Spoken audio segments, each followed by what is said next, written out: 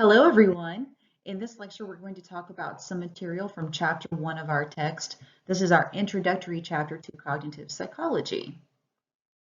Now, first, before we get into the chapter material, I wanted you guys to take a look at this diagram that I include in our syllabus for this class. I gave you a little bit of information in the syllabus about this diagram, but I wanted to kind of talk you through it because I think it's important. I really like to include this because I think it's a good representation of how cognitive psychology fits into the full field of psychology. So if we take a look, we have three main items here. We have behavior, and then we have environment and the organism. So the organism is the subject that we're studying. So it could be a human participant, it could be a non-human subject like a rat or a pigeon, whomever or whatever we're studying. And then the behavior is what we're measuring. So this could be what we would think about as being conscious behavior or even non-conscious behavior like sleep behavior, for example, or memory retention, anything like that. So that is what is being measured, the behavior that the organism is performing that we are measuring. And then the environment is whatever is going on externally around the participant or the subject when the behavior is being performed.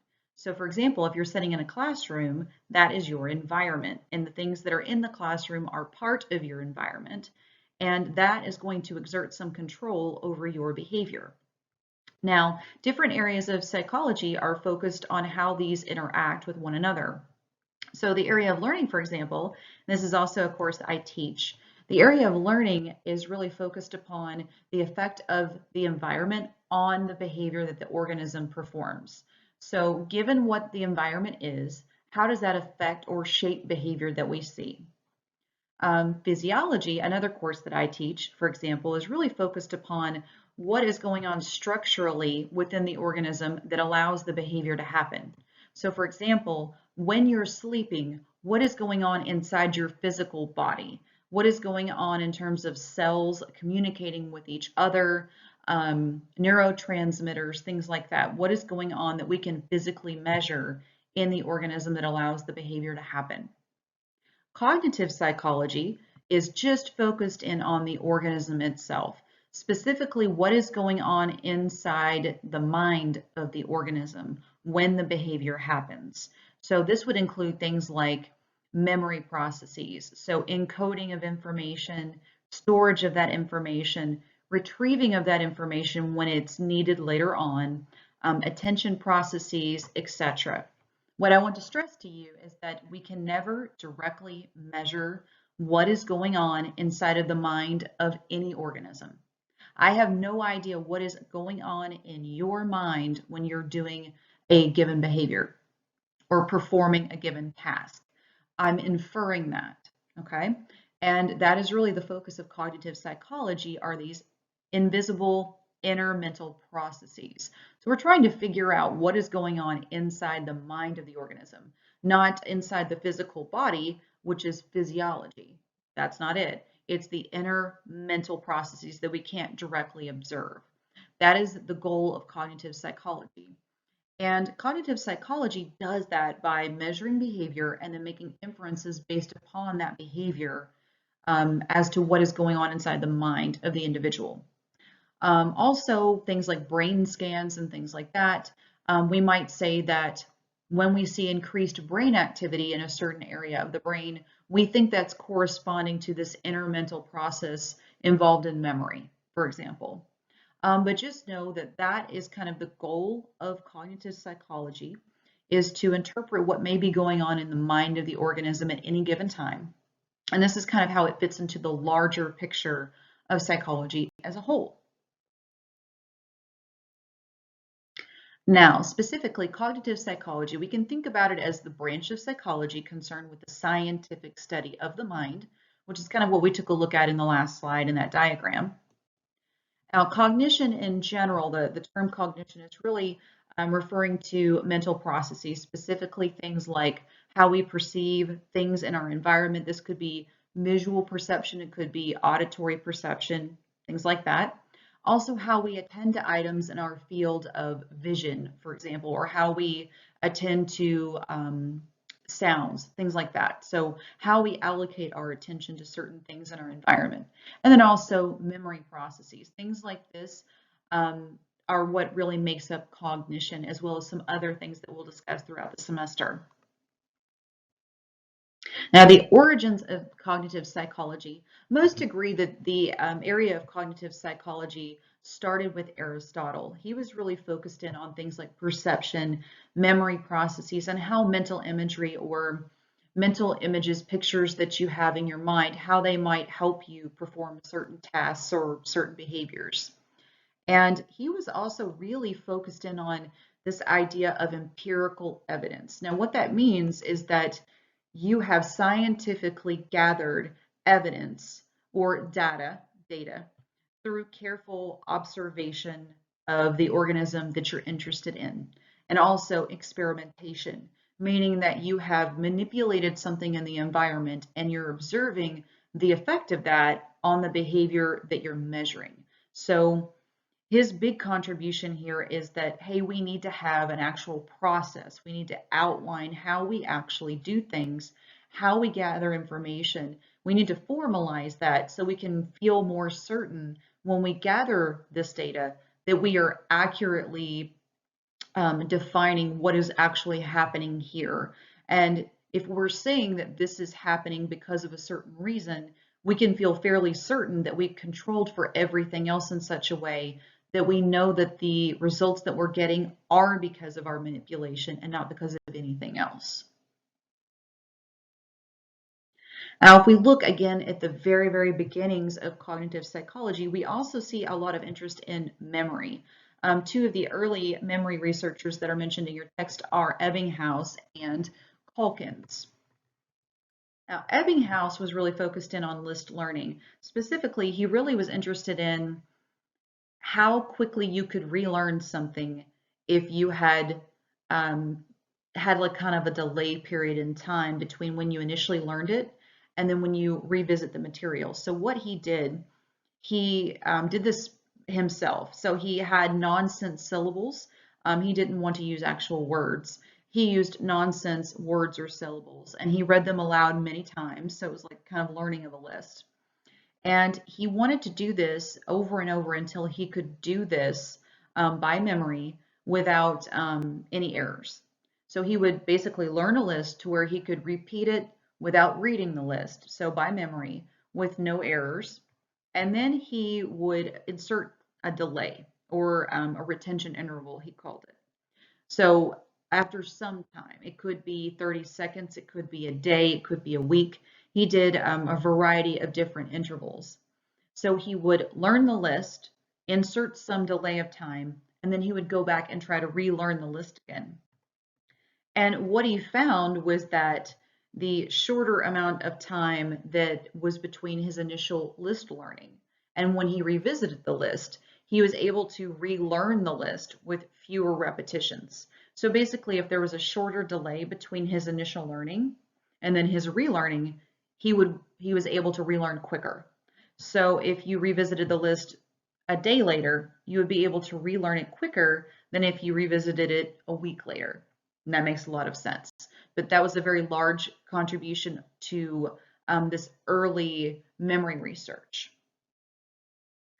Now, Calkins also was focused in on list learning, and she basically is kind of responsible for this idea of recency or the recency effect. So if you are, for example, learning a list of words, a lot of times we find that you are able to recall words at the end of the list much better or much more often than you are words in the middle of the list that you learned, for example. And so this idea that items presented last are remembered better or more often is called the recency effect. And Calkins is the one who initially discovered this. She was also, a side note, the first woman president of the American Psychological Association. Another early development in the area of cognitive psychology is this idea of how we visually organize items. This is called the Gestalt approach or Gestalt psychology. And it's presumed that this is innate, so we're kind of born being able to do this. And it's the idea that we just kind of tend to notice that certain items tend to go together. So if I were to, let's say, throw out a bunch of different colors of Skittles, you may naturally notice that the red ones kind of go together. Now, why do you notice that? There's some kind of element of sameness there, and obviously that's an element of color, but what about shape and size? We tend to group items of size together and also items of different shapes. We tend to group the ones that are the same shape together. Why is it that we do that? Again, Gestalt psychology has a variety of different principles as to how we visually group items together, and we'll talk about that in more depth later in the semester when we get to the section on organization and visual stimuli and things like that. But for now, this idea of Gestalt psychology, or the way that we visually organize material, happened fairly early on in cognitive psychology in the development of the field. And again, this idea of natural grouping. We don't learn to do this, we just kind of do it. And also, this also includes this idea of noticing the whole rather than the parts. So if you want to think about it in terms of noticing the forest rather than the trees. So you kind of notice the whole before you notice the individual items that are making up the whole. And sometimes in Gestalt psychology, they commonly say that the whole is greater than the sum of the parts. And that is, again, because a lot of times we tend to notice the whole before we notice the individual items in the whole picture. Now, this was very early on in the development of this idea of cognitive psychology, the interest in cognitive processes. Now, then arose behaviorism. A lot of you all, I'm sure, have heard of behaviorism. Behaviorism had a lot of contributors. Two of the main ones were John Watson and B.F. Skinner. We'll discuss both of them briefly here. And then we'll also discuss behaviorism's big contribution to cognitive psychology, actually, which was the ability to operationally define things. And we'll get back to that here momentarily. But first, let's start with John Watson. John Watson came about when cognitive research was thriving. So a lot of the memory research, Gestalt psychology, all of these researchers very interested in these incremental processes. And John Watson was kind of a voice of dissent. He noticed some problems with cognitive research. First of all, he noticed that results tended to be extremely variable from person to person. So it may be very difficult to reproduce results. And his argument was, if you can't reproduce it, then what does it matter? Also, results he found were very difficult to verify. That is that in cognitive psychology, you're looking at these invisible processes you can't directly measure. John Watson was very bothered by that you couldn't physically measure anything that was really being researched in cognitive psychology. So instead, he proposed a new approach to research in psychology called behaviorism. And the goal of behaviorism was basically to eliminate the mind as a topic of study altogether, because it's this invisible thing you can't directly measure. So instead, he wanted to focus on directly observable behavior, so things that we can actually see and measure. Now here we'll briefly talk about one of Watson's biggest contributions to this area of behaviorism, and this was the very famous Little Albert experiment. Many of you all may have already heard of this experiment, but this was a great demonstration of what is called classical conditioning. So in this experiment, they used a 9-month-old infant called Little Albert, and they wanted to see if they could condition fear. They did this by pairing a stimulus that Little Albert was very fearful of and one that he basically had no reaction to. So Little Albert, and you can see YouTube videos of this being done actually, would get very upset if they banged this very loud gong. It made a really loud sound, and it scared him, and he would cry consistently every time they did that. And they paired that really loud sound that scared Little Albert with a white mouse or white rat. And little Albert didn't have any reaction to the rat. He would let the rat kind of climb on him and everything, and he didn't care at all. But with enough pairings, repeated pairings of this neutral stimulus of the rat with this really loud sound that was very aversive and scared little Albert, over time when they paired those items together, little Albert would cry in the presence of the rat alone. And that is because this pairing of the two basically made little Albert have a fear response to what had been a neutral stimulus, the rat. So now the rat would elicit a fear response from little Albert without the gong being present at all. And this is through consistent pairings of the rat and the gong together. And again, this is called classical conditioning. And this was John Watson's big contribution to behaviorism. B.F. Skinner is responsible for what we call operant conditioning. Now, the difference between classical conditioning and operant conditioning is that classical conditioning doesn't require the organism to interact with the environment in any way. If you think about little Albert, who we just talked about, he wasn't required to do anything. He just had a behavior that he would elicit in response to stimuli like the rat or the gong that was being presented, but he wasn't required to do anything. In operant conditioning, which B.F. Skinner developed, the organism would have to interact with the environment in some way to elicit some consequence. So for example, if we're looking at a rat in an operant chamber, the rat has to press levers in order to receive food. So the rat has to engage in the environment in some way. The rat is required to press those levers to get food pellets.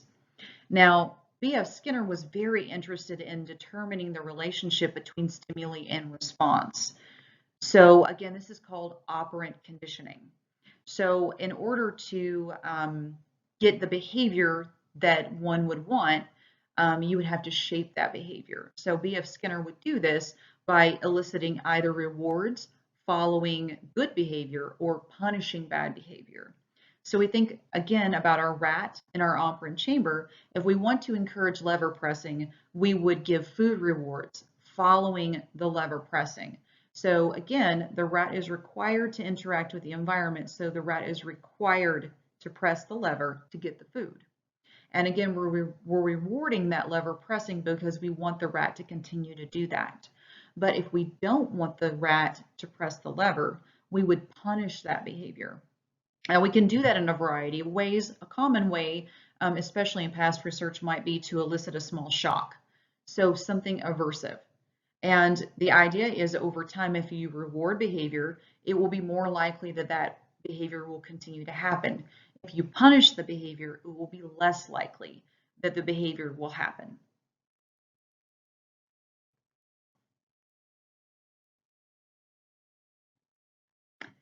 Okay, now how does behaviorism factor into cognitive psychology? The big thing that behaviorism contributed to cognitive psychology was this thing called an operational definition.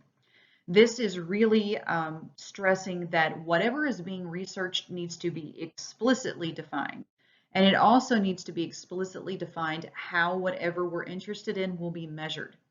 So it really focused in on better methodology, better research techniques. It also really illuminated the importance of doing research in a very controlled way. So it's very difficult to say that what you're seeing in terms of a behavior is happening because of this one thing when you're not controlling for other things that could factor in. And behaviorism really stressed the importance of trying to do experiments in a very controlled way. That way you can feel more certain that what you're actually trying to measure is happening because of what your manipulation is in the experiment.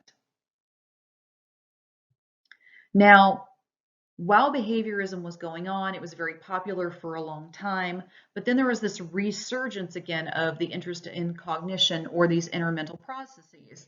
And one thing that really prompted this to happen was a debate over language acquisition, so how we learn to use language. Now, Skinner, B.F. Skinner, in his book Verbal Behavior stressed basically that children learn language through operant conditioning, this idea of punishment and reward. So his theory was that children just imitate speech that they hear, and we reinforce or reward good speech. And so it happens again more frequently because we're rewarding it. So for example, you have a small child and they say hi. We may really engage in behavior with that child and basically praise them for that. So, oh, you said hi, that's great. Hi. We give them a lot of attention. We praise that. So it's more likely that they're going to keep doing it because they want the praise, right? And that's what Skinner's basic theory was, is that we reward positive speech, and so it happens more frequently. And speech that's incorrect or unwanted, we either punish it or ignore it, so children tend not to do it. And that's how children learn to speak. Now, on the opposite spectrum, the opposite end of the spectrum, the more cognitive argument came from Noam Chomsky. He argued that children don't learn language through imitation and reinforcement, or they don't only learn it that way. Now, he used a few examples to stress his argument. For example, he wanted to make the argument that children say things they've never heard, and so it can't be imitating. If they've never heard it, they can't imitate it. And then also he said that children say things that are incorrect all the time and they've not been rewarded for.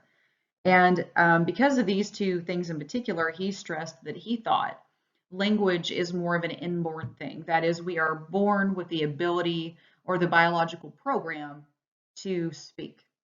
Now, Skinner had a lot of argument against all of this, but nonetheless, this argument kind of spawned re-interest in cognitive processes. So this led to kind of shifting away from a behaviorist perspective of just the relationship between stimuli in the environment and what response the organism makes, to more of an attempt to explain behavior in terms of what is going on inside the mind of the organism at the time the behavior is happening. Now, we can talk about a more of an information processing approach. This is an approach that's kind of popular in cognitive work. This also kind of spawned this interest in digital computers and artificial intelligence. In the past, cognitive psychology did liken the process going on in the mind of an organism to a digital computer. Now, early computers in the 50s, yes, believe it or not, early computers, very early computers did exist in the 1950s.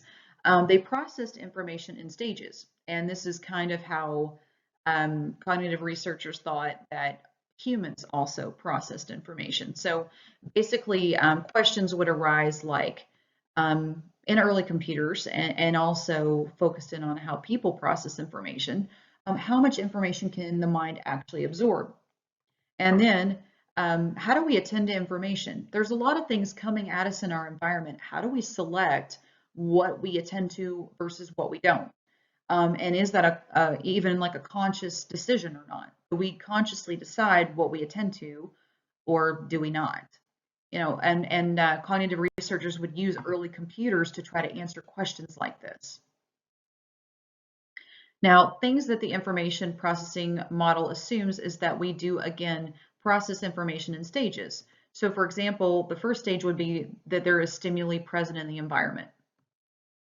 And then we process those stimuli in multiple stages. And then finally, we make some decision about those stimuli in our environment. So we make some decision about how we want to act within the environment. And then we actually make the response that we have decided to make. So again, these are the step-by-step processes that they would use in artificial intelligence through a computer model of how we thought the mind worked. Now, more recently, we know that the mind is much more complex than this. And artificial intelligence has also become way more complex. But keep in mind that this was kind of the very start of this likening the inner mental processes in a human mind to what is going on in a computer. Now, more present day, if we want to study the mind or to just understand more complex cognitive behaviors. We want to start with measuring observable behavior, so something we actually can observe an organism doing. And then we, as cognitive psychologists, would make some sort of inference in terms of the underlying cognitive activity that's happening in the mind of the organism at the time of the behavior. So, for example, if you are reading, that is the behavior. What is going on inside your mind while you're reading? And we would also want to consider what this behavior, so this reading behavior, what it says about how the mind actually works. So again, we're not necessarily talking about actual brain activity. That's more physiology. But we can use brain activity as another puzzle piece to help us figure out maybe what is going on inside the mind of the individual at the time this observable behavior of reading is happening.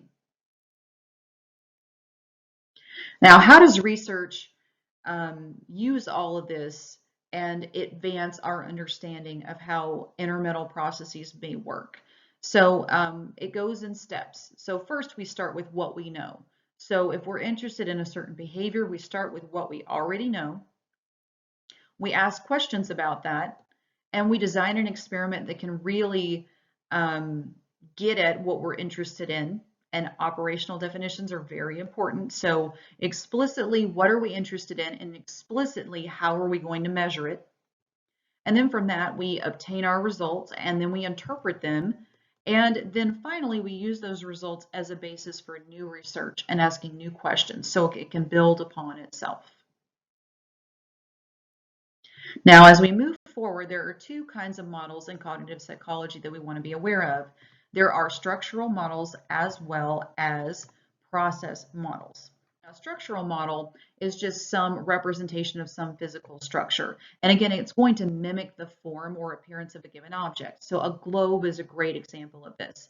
It is actually mimicking the world, right? So the planet of Earth is represented as a globe, and it's an actual physical model of what the Earth looks like.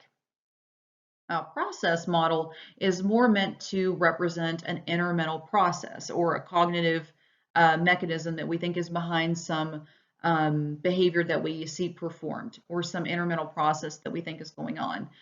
For example, we see a lot of models of how we think behavior, memory works. So for example, one like this.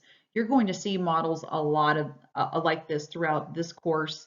A lot of cognitive work really focuses in on process models. And this is very common in these type of models to see boxes or circles and arrows connecting them. So it meant to show kind of the step-by-step process that we think is happening. So here again, we're looking at a process of memory. And this is just one guess of how someone thinks memory may work. So there's some sort of input from the environment. You know, it could be visual stimulation, it could be auditory, whatever. And then it goes into the first stage of memory. Then it moves into short-term memory and then finally long-term memory. And there's a lot of things that are happening in the middle here. And again, this is just one idea of how memory might work. Keep in mind though that a process model very commonly will look like this, with arrows connecting each individual step along the way in the process. Now, the last thing I want to tell you is that cognitive science in general is interdisciplinary. It's not just psychology. It includes cognitive psychology, but it also includes the area of neuroscience, which involves a lot of work with brain scans, for example, looking at different chemicals within the body, how cells communicate with one another. Also the area of computer science and linguistics, for example. A lot of different areas work together to build the field of cognitive science. And there's really a focus in all of this work from all of these different fields to build the area of cognitive science. There's a real focus on, again, internal representation. So a relationship between the mind of the organism as well as the brain of the organism, so actual brain activity, as well as observable behavior that we can see the organism performing. And lastly, present day, overall cognitive psychology has a very large influence over the whole discipline of psychology. And issues that cognitive psychology seem more interested in these days are issues of things like ecological validity. So what that means is, sure, maybe you can find certain results in a laboratory, but how well do they generalize to the real world? Would you find those same results in a real world setting? Cognitive psychology is focused in on these type of issues in present day. And also just the study of real life issues in general. So things that we come across in our daily lives, cognitive psychology is very interested these days in tackling those problems and trying to better understand what is going on inside the organism, inside the mind of the organism when these things are happening in our real life, day-to-day activity. So these are some things you'll see discussed in your first chapter. Please take a look at your first chapter, make sure you read through it, and make sure you take the corresponding quiz to chapter 1. And I will be back with you all with chapter 2. Have a wonderful day.